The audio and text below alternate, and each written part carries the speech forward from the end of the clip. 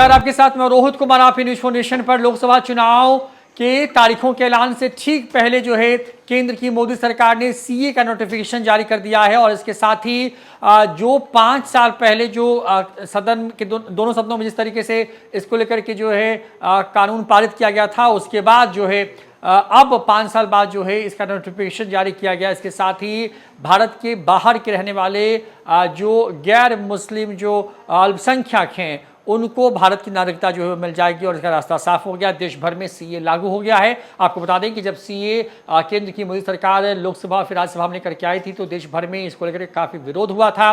दिल्ली के शाहीन बाग से लेकर के कई जगहों पर भारी विरोध प्रदर्शन देखने को मिला था और महीनों तक जो है प्रदर्शन चले थे। हालांकि कोरोना काल में जो है तमाम प्रदर्शनकारी को जबरदस्ती वहां से खाली कराया गया था और इस विरोध के बीच में जो बड़ी खबर सामने आ रही है वो ये कि केंद्र की मोदी सरकार ने चुनाव से पहले जो है सीए को लेकर के जो नोटिफिकेशन है वो जारी कर दिया है। आगामी लोकसभा चुनावों की तारीखों के ऐलान से कुछ दिन पहले ही केंद्र सरकार ने देश भर में नागरिक संशोधन कानून लागू कर दिया है, जिसका नोटिफिकेशन भी जारी हो गया है। इसके बाद आज से ही देश में नागरिक संशोधन कानून यानी कि सीएए लागू हो गया है। दरअसल सीए सदन से पारित हुए करीब 5 साल बीत चुके हैं। अब केंद्र सरकार आगामी लोकसभा चुनाव की तारीखों के ऐलान से पहले सीए को देश में लागू करने के बारे में लगातार बयान सामने आ रहे थे और अब उसको लेकर के नोटिफिकेशन जारी कर दिया गया है। आपको बता दें कि गृह मंत्री अमित शाह ने अपने चुनावी भाषणों में कई बार नागरिकता संशोधन कानून या सीए को लेकर के जो है अपनी बात रखी थी। उन्होंने ऐलान किया था कि लोकसभा चुनाव से पहले इसे लागू कर दिया जाएगा। ऐसे में गृह मंत्रालय की तरफ से इसको लागू करने की पूरी तैयारी कर ली गई थी और अब इसका नोटिफिकेशन जारी हो गया है। सीए के तहत अब मुस्लिम समुदाय को छोड़कर के 3 मुस्लिम बहुल पड़ोसी मुल्कों से आने वाले बाकी धर्म के लोगों को नागरिकता देने का प्रावधान है। केंद्र सरकार ने सीए से संबंधित एक वेब पोर्टल भी तैयार किया था, जिसे नोटिफिकेशन के बाद लॉन्च करने की बात थी। 3 मुस्लिम बहुल पड़ोसी मुल्कों से आने वाले वहां के अल्पसंख्यकों को जो है इस पोर्टल पर अपना रजिस्ट्रेशन करना होगा। सरकारी जांच पड़ताल के बाद उन्हें कानून के तहत नागरिकता दी जाएगी। इसके लिए बांग्लादेश, पाकिस्तान और अफगानिस्तान से आए विस्थापित अल्पसंख्यकों को कोई दस्तावेज देने की जरूरत भी नहीं होगी।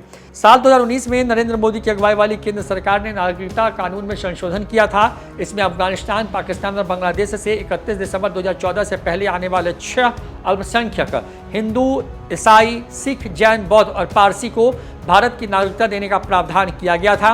नियमों के मुताबिक नागरिकता देने का अधिकार केंद्र सरकार के हाथों में होगा और इसके लिए किसी प्रकार का दस्तावेज भी जो है वो नहीं चाहिए होगा। बता दें कि संसदीय प्रक्रियाओं की नियमावली के मुताबिक किसी भी कानून के नियम राष्ट्रपति की सहमति के 6 महीने के भीतर तैयार किए जाने चाहिए। ऐसा न होने पर लोकसभा राज्यसभा में अधीनस्थ विधान समितियों से विस्तार की मांग की जानी चाहिए। सीए के केस में 2020 में गृह मंत्रालय नियम बनाने के लिए संसदीय समितियों से नियमित अंतराल में एक्सटेंशन लेता रहा है।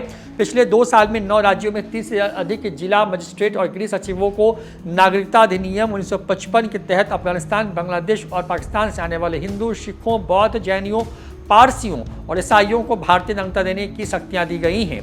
गृह मंत्रालय की साल 2021-22 की वार्षिक रिपोर्ट के मुताबिक 1 अप्रैल 2021 से 31 दिसंबर 2021 तक पाकिस्तान, बांग्लादेश और अफगानिस्तान के इन गैर मुस्लिम अल्पसंख्यक समुदायों के कुल 1414 विदेशियों को भारतीय नागरिकता दी गई।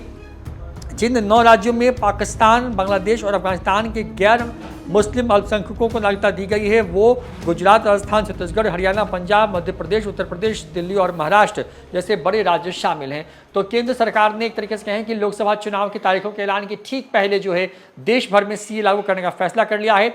बड़ी खबर जो है वो सामने आ रही है। इसके तहत जो है गृह मंत्रालय की तरफ से जो है नोटिफिकेशन भी जारी कर दिया गया। फिलहाल इस खबर में इतना ही। देखते रहिए न्यूज़ फॉर नेशन। नमस्कार।